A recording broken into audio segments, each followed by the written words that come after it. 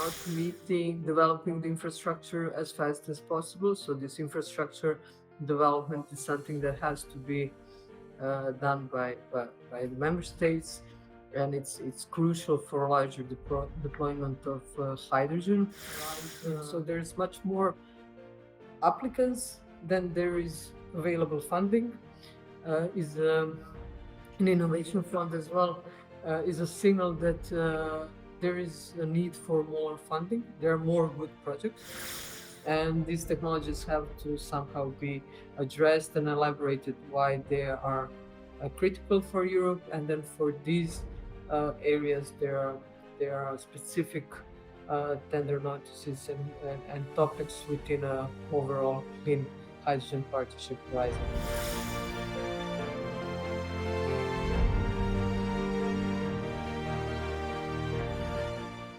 All right, let's talk about what else than hydrogen, the magical invisible gas that's supposed to save the planet. Europe has declared it the future of clean energy, pouring billions into projects, policies, and partnerships. But as with all grand plans, there's a slight problem. Things keep getting delayed, overcomplicated, or just not happening. So, who do we turn to for answers? Enter Dr. Danica Maljković, a woman so deeply involved in hydrogen that if Europe had a hydrogen Caesar, that would be her. She's the chair of the Clean Hydrogen Partnership, a board member of Hydrogen Europe, and the CTO of Docking in the Loop, which basically means she spent her career figuring out how to make hydrogen actually work. Today we're asking, can hydrogen really power Europe's future? Are we leading the charge, or are we just setting ambitious targets and hoping no one checks back in 5 years? And most importantly, how do we actually make hydrogen an industrial success rather than just a great conference topic? Let's find out. Danica, welcome. Hello, thank you. Happy to be with you. So, this is our second interview. And can you share your journey since you started your positions at Hydrogen Europe and Clean Hydrogen Partnership? Certainly. So it's been this year has been 20th year that I've been working in the energy sector. My background is in power engineering. I have a PhD in power engineering. Prior to joining Endeloop here in Zagreb, Croatia, and doing the work as a CTO to a clean tech startup that is developing hydrogen production technology. I was working at Energy Institute Hrvoje Požar, Croatian National Energy Institute in Zagreb, on the topics on renewables, energy efficiency, deployment, scaling up. We're working on setting actually the new energy market within this region. Wow. So, since you took over these positions and until today, how can you describe the state of hydrogen in Europe? The state of hydrogen in Europe. So since it's been now something like I would say 10 months. It hasn't been a full year. So within this 10 months, we had on the level of EU uh, elections. We have again a new collegium of the Commission. We have global changes and geopolitical, I would say, movements that are going to affect greatly both European market, hydrogen market, but again, hydrogen globally. So since I started to work with Hydrogen Europe and Clean Hydrogen Partnership, we got a new collegium which actually reinforced and um, everything that was foreseen in green transition related to hydrogen has been somehow reinforced now again with the Draghi report, with the competitiveness compass, with the new now green industrial deal. So it's not just green deal, but green industrial deal. So I think that all of these steps are positive for hydrogen ecosystem, and a great step forward. At the same time, we have globally certain uncertainties, but our hope for all of us as Europeans is that Europe is resilient and uh, has inner strength to keep its targets and goals, and keep the uh, let's say peace and uh, business environment that we know of and that we used to do our businesses in. So I think there have been actually globally significant changes. It's not still completely evident if it is going to affect the European hydrogen market, but signals we get from Brussels is are positive, and we are, let's say, continuing our endeavor to fully develop this ecosystem within European Union and Europe as a whole. What are Hydrogen Europe's current priorities? Hydrogen Europe is an industrial organization. It has more than 600 members at this point. My role in the board of directors is that I'm a director for SME. So maybe I can say a little bit more about this specific um, membership group, Yeah. and what are we going to try to endeavor in the following periods. So EU with this new collegium has emphasized the importance of startups and smaller companies, which are as itself their SMEs as well. So this is sort of the area that I'm fully uh, involved with. What we are setting our priorities here is to try to strengthen this startup, scale up, SME, smaller companies, uh, let's say R&D efforts, but then again development efforts, because most um, emphasis was up to now given to large projects, large companies. Europe now has recognized fully the importance of new ideas, of the new products, of the new development. And within Europe, we're trying to build up a system that would actually be maximally supportive of this kind of companies. The fun fact maybe is that Europe actually has more innovative startups than even in some benchmarks than US or with China. It's sometimes hard to make a benchmark, but then the overall, let's say, development of these companies and the business environment where they are operational is not as favorable as, for example, as in US. I know there is a great emphasis on supporting smaller companies with good ideas, trying to get them to the market, trying to find the easier way for them to be financed and supported. So within Hydrogen Europe, we are already setting up this group. We will have a special care. We will give special care to smaller companies, either small, medium, micro. So any company that would be considered to be a sort of a startup and an SME in the sector will probably in the next uh, 3 to 5 years have a lot of opportunities for growth. Your answer articulates pretty much with my next question. How Mhm. does Hydrogen Europe plan to address recent cancellations and delays in hydrogen projects in Europe? What are the main reasons behind these cancellations? Well, I think it's the probably the situation with all of the historical examples we have of intensive development in a certain sector. So we started to go big on hydrogen within Europe in 2022 with Repower EU.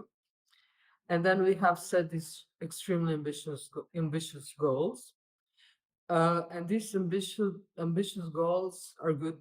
I think it's good to have ambitious goals, but the signals towards the business and industry have to be straightforward and, let's say, without any doubts what these businesses can expect. As this is quite a short period, there have been some, I would say, uh, we can conclude that some things have been over ambitious. So I will go from additionality requests to going at the first step exclusively to our FMBOs, uh, not meeting, developing the infrastructure as fast as possible. So this infrastructure development is something that has to be done by the member states, and it's crucial for larger deployment of hydrogen. Uh, uh, Certain, let's say, market movements were not predicted well, so we need to what we have learned that we need a stronger support for this kind of project. Um, we needed 40 years in renewables for the renewable market within Europe to develop. We have only 4 years in EU for hydrogen for now, but there's a lot to be learned from the development of renewables. So there have been some hiccups. It's uh, I would say that we could even address the acknowledge the elephant in the room. Um, these hydrogen startups, we had full startups before. So in 70s, hydrogen was seen as a fuel of the future within the first oil crisis.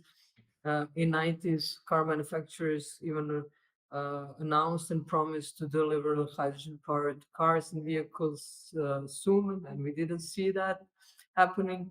In early 2000s, everybody was talking a bit about all governments about the hydrogen revolution, and each time it was sort of a hype. It was real, but then not much happened. Um, and the reason why it didn't happen is because Europe or the world wasn't ready. And I think this is changing now. We are we have governments that are actually now developing their policies in hydrogen sector. We have member states that are aligning their hydrogen policies and investing in hydrogen infrastructure that we didn't have before. We have new technologies. Uh, we have technology advancements. Um, you know, these technologies are now making it possible for us to produce hydrogen in the ways that we haven't addressed or even dreamed before. So, and on the last point, maybe projects are really beginning to happen. We have now a few days ago the second hydrogen bank bid was finished. There was, I think, 61 projects that was awarded. So we are now these projects, as these projects will develop, they will have effects on the broader business scope around them, and these are actual steps that are happening. Of course, they have hiccups. Of course, there might be certain certain lessons to be learned, but we are moving forward, and I believe that Europe can do this job. In what ways is Hydrogen Europe collaborating with policymakers to create a more favorable environment for hydrogen investments? Well, Hydrogen Europe is quite involved in advocacy for hydrogen within EU and has been recognized, I think, quite broadly as representative of hydrogen industry. In that sense, within Hydrogen Europe, since last year, for example, we have a so-called advocacy task force that is working closely with all of the institutions within the EU, from Parliament, Commission, participating in the plenary seats, both in Brussels and in Strasbourg, and working on field with the institutions, with the EU uh, public government to stress out the importance and to suggest certain steps in order to achieve our common goals. So we are within Hydrogen Europe very much involved in this, and I think this is one of the parts of Hydrogen Europe. Hydrogen Europe has, I would say, up to 50 permanent employees, and we are teaming up even more for this advocacy part. In that context, what specific policy changes do you believe are necessary to accelerate the adoption of hydrogen technologies in Europe? Well, okay, one thing are policy changes, which are now, for example, Renewable Energy Directive is now stressing that the industry that use hydrogen have to make this hydrogen by a large percent, 40% by 2030, 32, uh, to be not anymore gray hydrogen, but it has to be come from renewable sources to be RFMBO or low carbon hydrogen. So these are some of the regulatory steps that EU has, underwent, and they are now a part of our legislation. This is something that is I would say happening, and that we all will already now have to, and or these industries that are energy intensive are the first so-called lead markets where this hydrogen uh, development will first happen. So this is something that is there. Uh, on the other hand, what we need to do is to meet the supply and demand and have infrastructure in between. There are certain mechanisms within Hydrogen Europe and Clean Hydrogen Partnership, like hydrogen valleys that should actually be like regions that would meets potential, off-takers, users of hydrogen with the producers.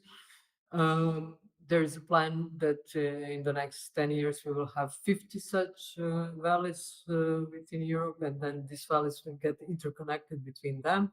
So this is one of the mechanisms how to increase the larger deployment of hydrogen, reduce cost, and make it available to all sectors of the society. How can the EU ensure that its funding mechanisms effectively support the most promising hydrogen projects? Well, there are even some talks about that. Of course, there is always a certain risk in successfulness of the project, but the mechanisms that we already have are, well, they should be upgraded from, I would say, innovation fund as one of the mechanism, modernization fund, state aid programs. We now have a step platform that is actually going to speed up and make it more easy for good projects that might not win, for example, a certain funding. You will have, I would say, innovation fund as an example call, where you will have enough funding for, I would say, 10 projects, but you have 15 projects which are actually good and you would like to see them to move forward. And now we'll have this step platform that will then easy the granting of financing for these projects from certain member state state aid programs. So what Europe wants to see is larger deployment, um, oversubscription to most of the projects like Horizon. So there's much more applicants than there is available funding. Is an innovation fund as well, is a signal that there is a need for more funding. There are more good projects. So Europe will try to find a way how to increase this funding. On the other hand, these projects have to be well prepared. So it's not only on the side of the commission as the public partner here, but on the side of the industry. Industry is again somehow sometimes reluctant. Some projects are not that well prepared. So there should be I'd say, a cooperation between these two sides, so the industry will uh, communicate their problems and needs and uh, uh, strategies to the commission, and then commission uh, should find a way to align with that and see how can we all as a society benefit from them and how to support them. Let's go a little bit to clean hydrogen partnerships. For those who don't know about it, can you just introduce what is clean hydrogen partnership? Okay, Clean Hydrogen Partnership is one of 11 joint undertakings within EU. Joint undertakings are uh, based on Treaty on Functioning of EU, and those are actually sort of points, meeting points, agencies, bodies where public and private sector within EU meets in strategic sectors and technologies. So, Clean Hydrogen Partnership is the only one in, let's say, broader energy sector. We have, for example, CHIPS joint undertaking, where we are working on the development of the industry of semiconductors, space, railways, and so on and so forth.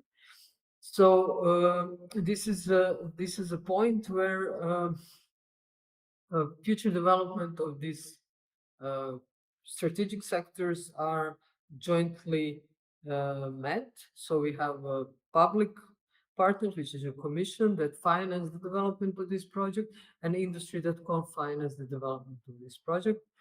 Within Clean Hydrogen Partnership, this financing calls are on an annual basis. Some other JUs have them biannually or twice twice years. So it depends from the JU to the JU. And there's a specific horizon call from Clean Hydrogen Partnership that is actually uh, targeted to the development. So commercialization development of hydrogen technologies and ecosystem in the strategic area that has again been defined both by industry and the commission prior to each year of financing. And how is the clean hydrogen partnership measuring its impact on scaling up clean hydrogen in Europe? For example, in 2025, Clean Hydrogen Partnership will have 184 million euros of investment, co-financing by the public private partner through Horizon call, which is actually now issued, and still the deadline is not there. It's in April, so now is the time that a lot of projects in hydrogen within EU are being prepared.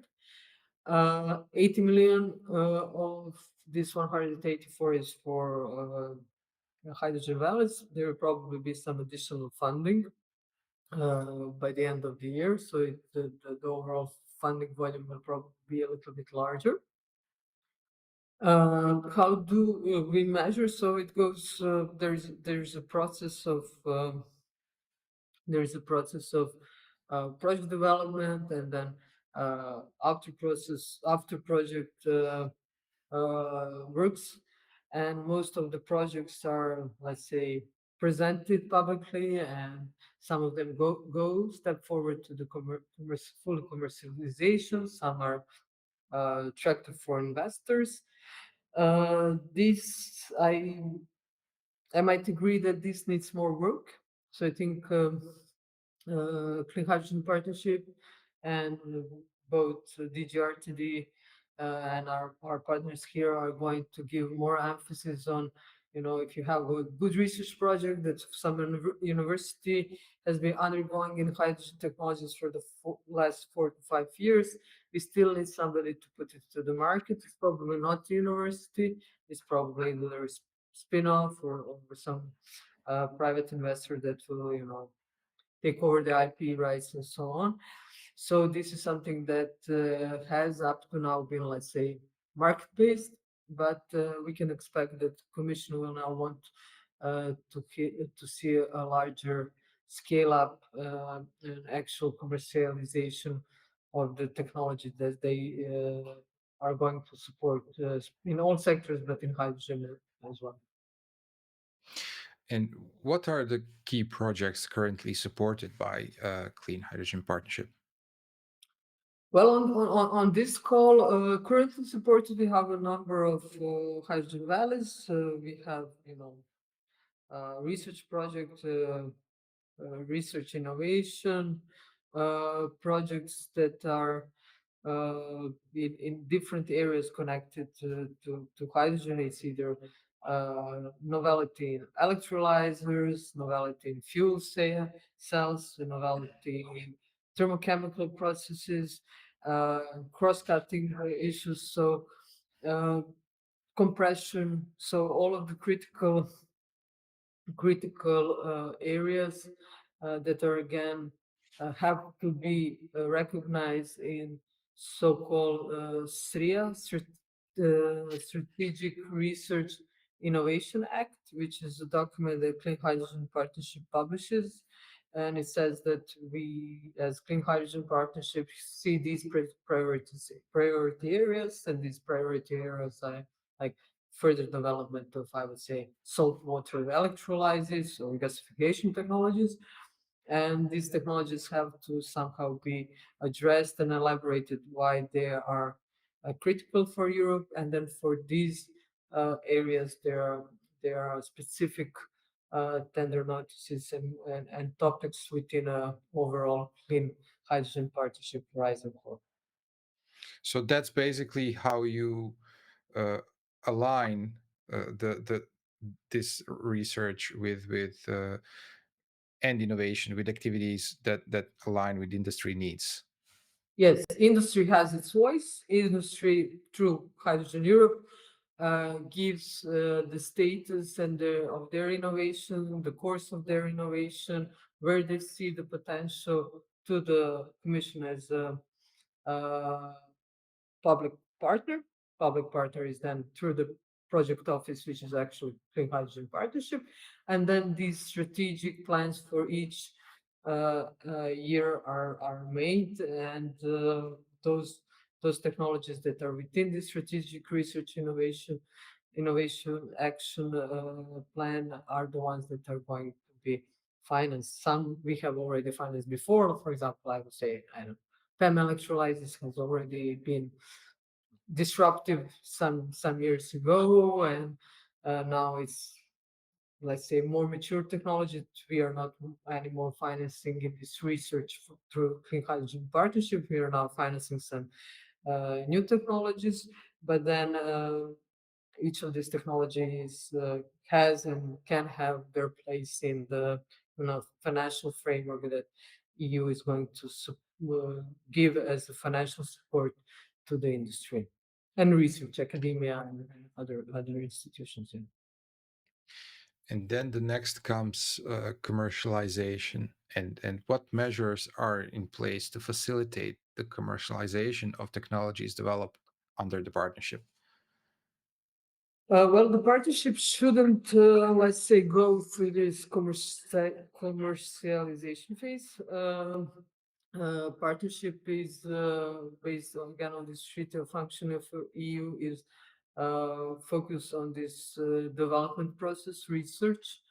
The commercialization and the first industrial deployment is actually more in the scope of other funding opportunities, like innovation fund, for example. So, like, if you're at the lower TRL, then you go more to Horizon. When you're getting to bigger TRLs, you go more to different funding opportunities, like innovation fund, further on modernization fund, and so on. Now there as uh, hydrogen development is sometimes asset intensive, so you have to actually build up something, a facility that can be quite large. Then this is somehow bordering this first industrial deployment or fully commercialization with your research. But to prove your research and to scale up, you actually need to have this first industrial deployment. So uh, Clean Hydrogen Partnership is probably going to, let's say, expand a bit of their focus to this first industrial deployment. And then afterwards, the fully roll up and commercialization wouldn't be in the scope of Clean Hydrogen Partnership, but in the scope of other funding opportunities, member states funding programs, state aid, and so on. And what about supporting cross border hydrogen infrastructure? Well, that's an important issue. Europe is understands that it has to be interconnected. We are interconnected in our electricity grid, other energy grid, grids, or so it's natural, and I think DG Enor already started the project of development outlay of cross-border storage, hydrogen storage facilities. Then again, this is so in Europe we don't have anymore. We don't have targets that are member state based. We have Europe level targets. We have Europe level energy storages, and we will have Europe level hydrogen storages. So if hydrogen storage is going to be, for example, Austria, this is again going to be Slovenia's hydrogen storage, or Germany's hydrogen storage. So Europe is aware of this hydrogen as an energy carrier as well as electricity. Both of these uh, secondary energy sources have been recognized as a must for fully decarbonization we want to reach in 2050. So by 2050, we have to develop so union-wide grids, both for power grid, electricity grid, and hydrogen grid. And what strategies are being considered to boost demand for hydrogen in various industries? Well, there are some regulatory tax-based initiatives. Uh, Again, what we need a measure to reduce the cost of hydrogen for a market to do its its work. So if we manage to reduce this cost effectively and in due times soon in the next few years, the market itself will embrace hydrogen as a new carrier source. So what is evident that we are going to move away from fossil fuel even more than it was initially planned. Uh, Dependency of imported uh, energy sources will have to decline in the following uh, years, in the following decade.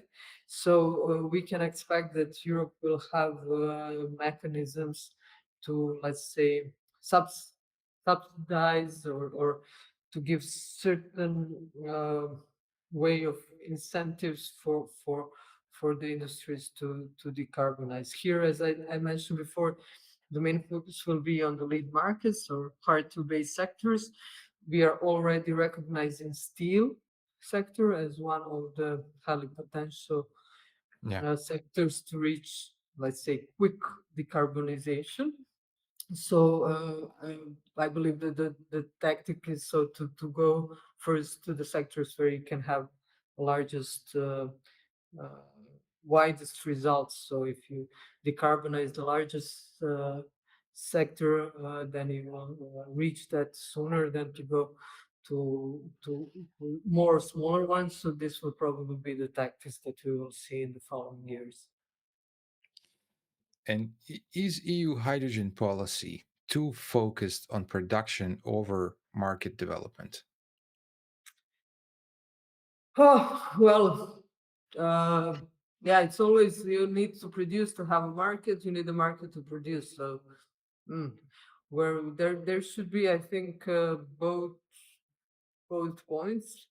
Uh, I think that maybe production might be something to give a little bit more emphasis on. So, if you have a market that doesn't have a supplier, then that is probably worst case than when you have a producer and there is a market to be established. Uh, on the other hand, the let's say competitiveness and the market open market that we have in EU has to be guided by certain principles where there is just as much of the influence of the regulatory body to the market for this market not to be overregulated and to be actually free market for trade. So then again, this market development should ideally uh, happened on the basis of regular market development flow as it would be expected in any uh, free trade markets. How does the hydrogen economy align with the broader goals of the European Green Deal? But well, in the industrial Green Deal, the new Green Deal that we have with the latest commission, hydrogen is very much referenced to and is seen as one of the main enablers of reaching our targets. So I think that Europe is relying on development of hydrogen ecosystem in order to reach its market. So I think the position of hydrogen is good. There's a lot of work to be done, but there is actually no other. We don't know any other technology or source that can reach decarbonizations between besides electrification from renewables. Some discussions about nuclear, yes or no, and then hydrogen as a energy carrier for decarbonization. Yeah. What's your vision for the hydrogen economy in Europe over the next decade? Well, visions are not thankful communication to be given, but we can see development. The level of deployment and development might not be as we have targeted it, as we have expected it. But I would say that certainly the all of the sectors that will be in ETS, your emissions trading system, will rely on hydrogen. Certainly, local transportation, maritime transportation will probably have a shift towards hydrogen. Certainly, a certain level of grid balancing will be taken over by hydrogen, and other intensive industries will probably focus on more on hydrogen. Having hydrogen in our homes or maybe even in our passenger cars will probably be a last step that we will see sometimes beyond 2035, above the period of this decade. But I think we are going to have a steep curve of development in the next 10 years. Let's go to some questions from our readers. What steps should European companies take to remain competitive against cheaper imports from countries like China?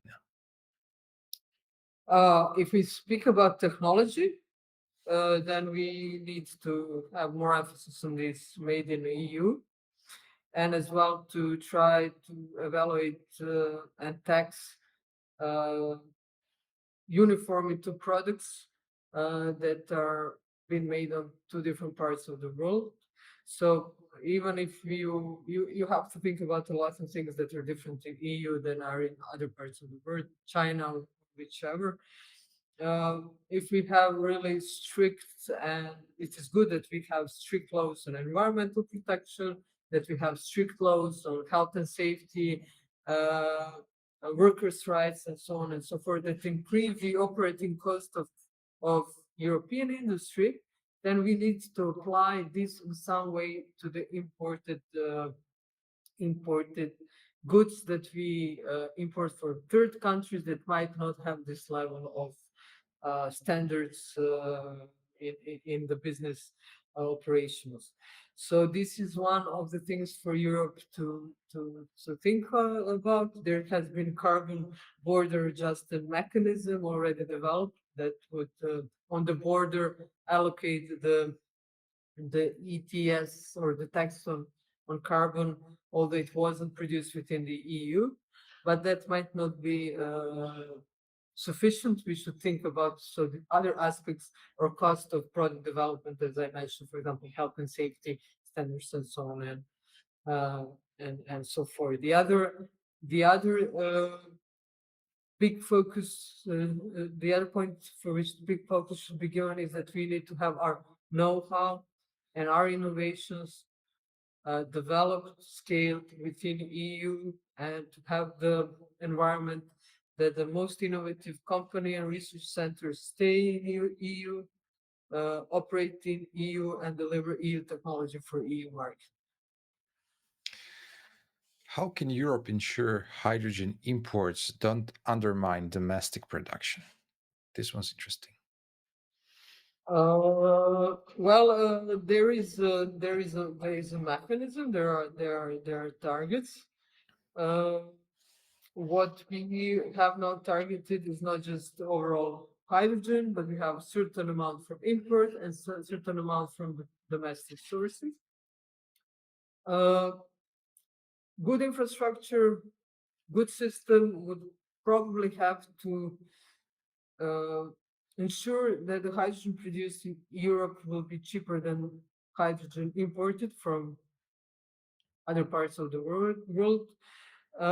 So these mechanisms uh, of protecting, in a way, hydrogen business within hydrogen should be put in place. Of course, there could be some dumping or some other non-market related occurrences, but again, uh, I believe if Europe develops infrastructures, supports the deployment and the scale up of the production facilities, uh, and have let's say intensive cooperation with the industry that maybe didn't happen in that level when we were speaking about renewables, thinking about solar renewables. Um, this could ensure that we have our production and consumption within EU. So I think we learned a lot of lessons from the renewables technology development, and hopefully we won't make the same mistakes again. And we have a few more. When will Europe legally recognize natural hydrogen as mineral and regulate its exploration, including deep drilling permits, to stay competitive with the US and Australia? Well, I think white hydrogen is natural occurring hydrogen has been recognized as a certain type of hydrogen potential we have within EU. So when that's might be a hard question, but as these talks have already started, it's highly likely that it will be within this uh, governing of this commission. And will natural hydrogen receive state support comparable to green hydrogen, especially in its early development stages?